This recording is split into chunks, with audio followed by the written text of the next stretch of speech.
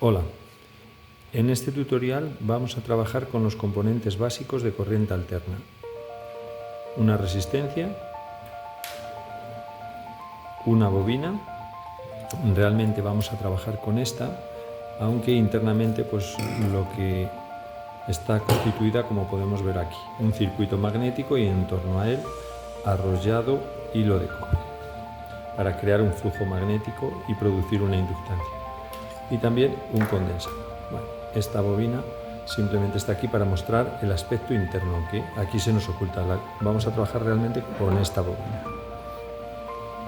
Bueno, pues lo primero que vamos a hacer es medir las magnitudes características de cada uno de estos elementos. Lo podemos hacer fácilmente con este equipo que tenemos aquí multifunción.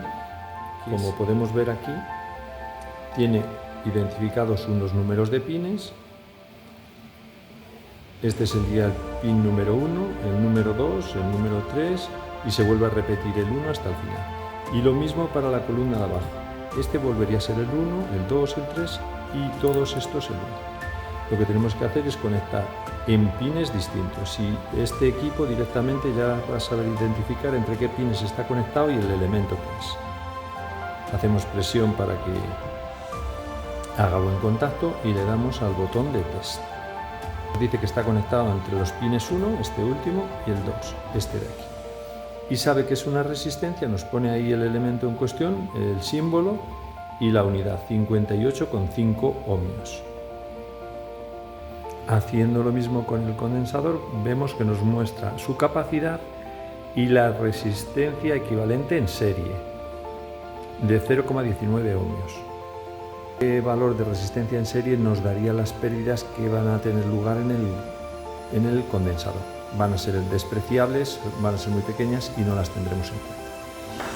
Y también podemos hacer lo mismo con la bobina.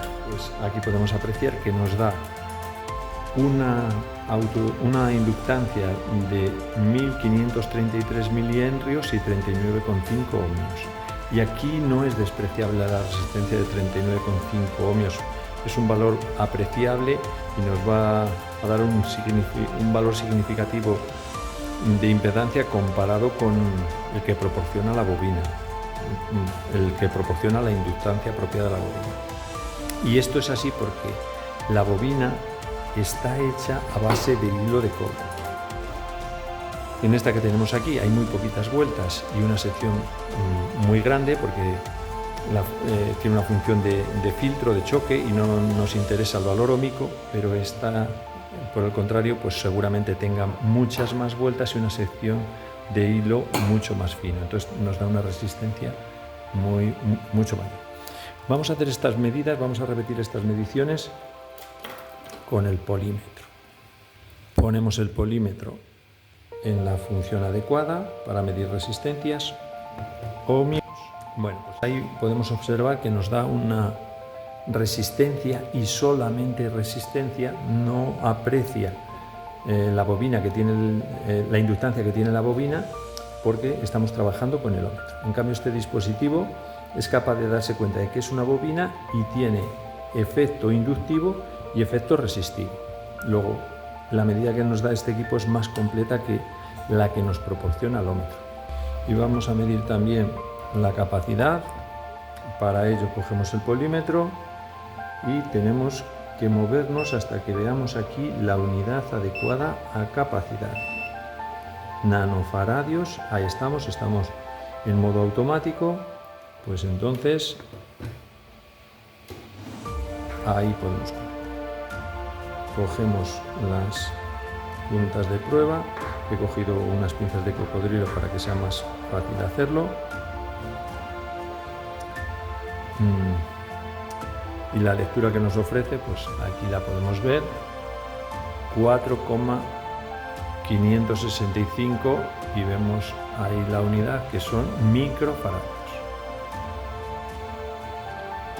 Y aquí ocurre lo mismo, únicamente nos está ofreciendo el valor de capacidad, no tiene en cuenta, no es capaz de apreciar la resistencia en serie equivalente que tiene este dispositivo y por tanto no seríamos capaces de detectar las pérdidas que se van a producir aquí.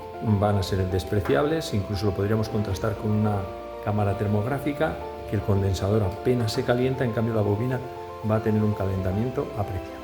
Bueno, pues eso es todo en cuanto a la medición de las magnitudes características de los componentes que vamos a usar.